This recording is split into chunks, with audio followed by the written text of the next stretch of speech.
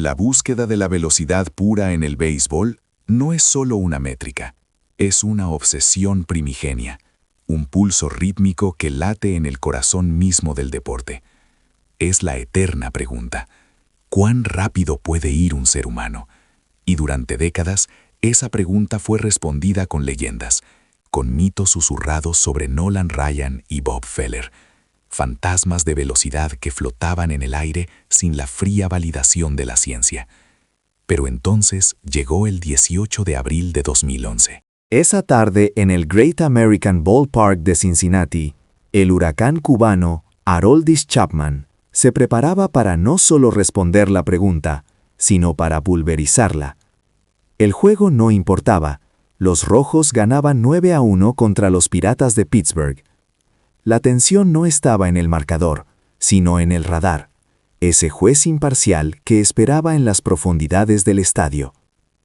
Para entender la magnitud de lo que estaba a punto de suceder, debemos retroceder un momento. Chapman no era un secreto, era una amenaza nuclear que se ponía el uniforme.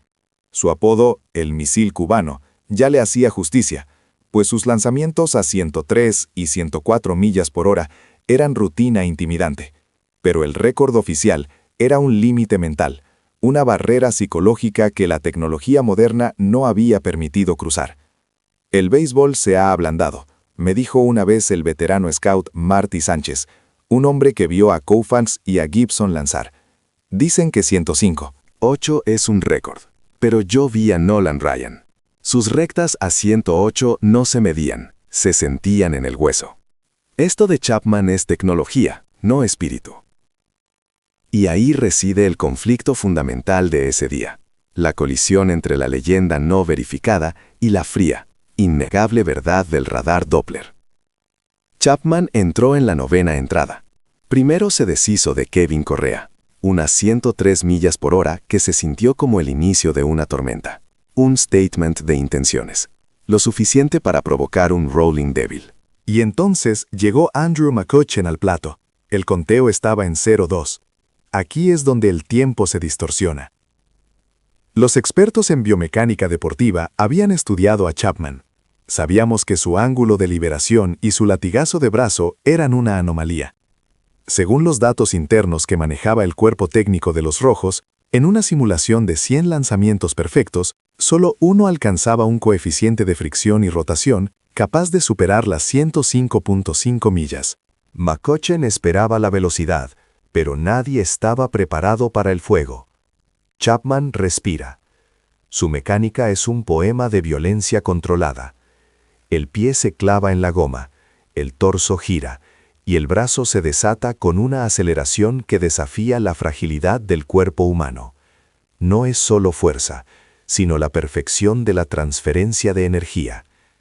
El sonido que hizo la pelota al dejar su mano, dicen los que estaban cerca, no fue un pop, sino un estallido sordo, una detonación acústica. La bola viajó en ese breve instante, como un punto blanco borroso.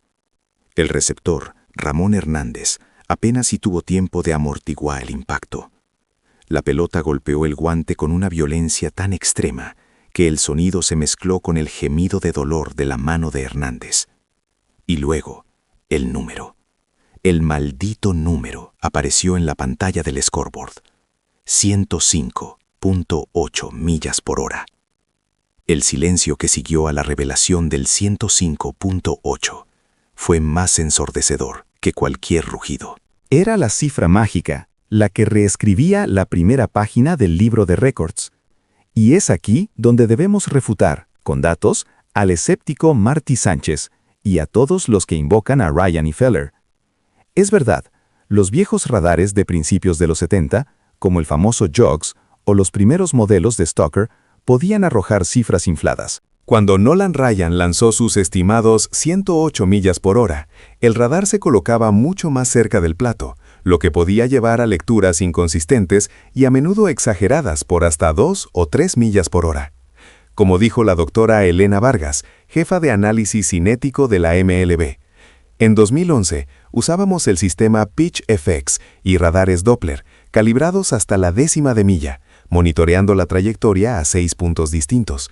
El 105.8 de Chapman no es una estimación romántica, es un hecho forense. No era solo fuerza bruta, era una transferencia de energía con el 98.5% de eficiencia, un pico que no habíamos visto en ningún otro lanzador documentado hasta ese momento.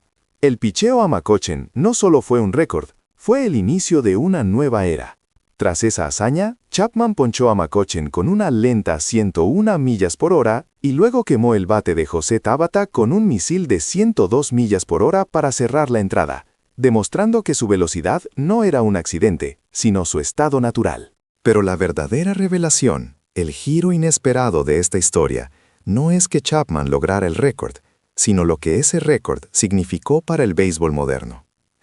Antes de Chapman, alcanzar consistentemente 102 millas por hora era una anomalía. Después de 2011, esa velocidad se convirtió en la línea base esperada para la élite de los cerradores. El récord de Chapman, de manera perversa, aceleró la evolución del lanzador de poder. Hoy vemos a lanzallamas como Hunter Green y Jordan Hicks que coquetean constantemente con las 105 millas. Chapman no solo rompió el récord, él reseteó el reloj del potencial humano. Él nos mostró que, medido oficialmente y sin mitología, el límite superior estaba casi media milla más allá de lo que creíamos. La pregunta ahora ya no es si superarán el 105.8, sino cuándo. ¿Y quién será el siguiente humano en desafiar la física con esa perfección violenta? Mientras tanto, el 18 de abril de 2011, la fecha del misil de 105.8, sigue siendo la jornada en que la leyenda finalmente se rindió ante el número.